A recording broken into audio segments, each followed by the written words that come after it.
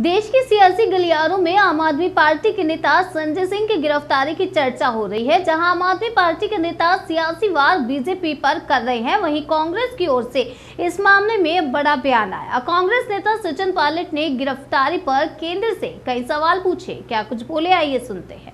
ज्यादा लोग इसको देख रहे हैं। अब आप आंकड़े देख लीजिए, पिछले 5-7 सालों में ईडी का जो एक्शन हुआ है, सो कॉल्ड एक्शन, ये 95% उन लोगों के ऊपर है जो केंद्र सरकार के खिलाफ में हैं। 95% वो लोग हैं जो भाजपा के विरोध में हैं। उन पर जो सो कॉल्ड एक्शन है, कितना जायज है कितना नहीं है, जनता इसको देख रही है। लेकिन ये बात बिल्कुल सच है कि चुनाव से ठीक पहले इस प्रकार की कार्रवाई जब होती है तो बड़े सवाल उठते हैं कि मंशा क्या है, ऑब्जेक्टिव क्या है। ये इन्वेस्टिगेटिव एजेंसी है या एक सरकार का एक जरिया है दबाव बनाने का, प्रेशर क्रिएट करने का।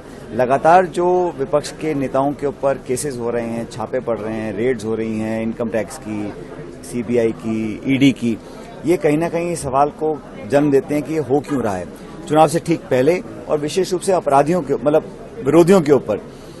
जो सत्ता से जुड़े लोग हैं उन पर कभी कोई जांच नहीं होती, कोई छापे नहीं मारे जाते, कोई नोटिस नहीं मिलता उनको। तो ये बड़ा एक मुझे लगता है पब्लिक से संज्ञान ले रही है। अब कानून के दायरे में रहकर क्या परिणाम निकलेंगे मैं नहीं जानता हूं, लेकिन परसेप्शन ये बना हुआ है कि केंद्र सरकार पूरी ताकतों का इस्तेमाल कर दबाव बनाकर विरोधियों को सबक सिखाने के मूड में है।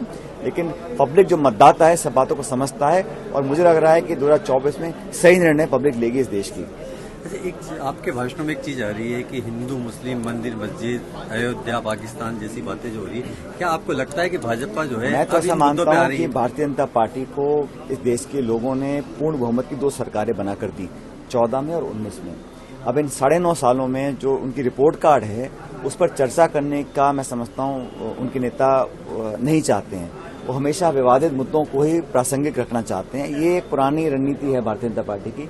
हम लोग चाहते हैं कि चर्चा हो, डिस्कशन हो, जैसे हमारे कांग्रेस के नेता हम सब लोग या हमारी एनडीए अलायंस के लोग बोलते हैं कि आप बेरोजगारी पर, पत्रकारों की स्वतंत्रता के ऊपर, इन्वेस्टमेंट्स के ऊपर, महंगाई के ऊपर, निवेश के ऊपर, इन पर चर्चा करो और बताओ कि इस देश में खाई क्यों बढ़ गई है अमीर गरीब की, और इतने लाखों करोड़ रुपए उद्योगपतियों के माफ हो जाते हैं, किसानों की कुर्की हो जाती है। इन पर कोई चर्चा करने को तैयार नहीं है। तो जो भावनात्मक मुद्दे हैं या विवादित मुद्दे हैं उनको हवा देकर लोगों का ध्यान डाइवर्ट करने की एक शुरू से कोशिश बीजेपी की रही है। लेकिन अब लोग समझ रहे हैं, इसलिए जो परिणाम आपने देखे कर्नाटक में, हिमाचल में, वो कांग्रेस के पक्ष में आए थे।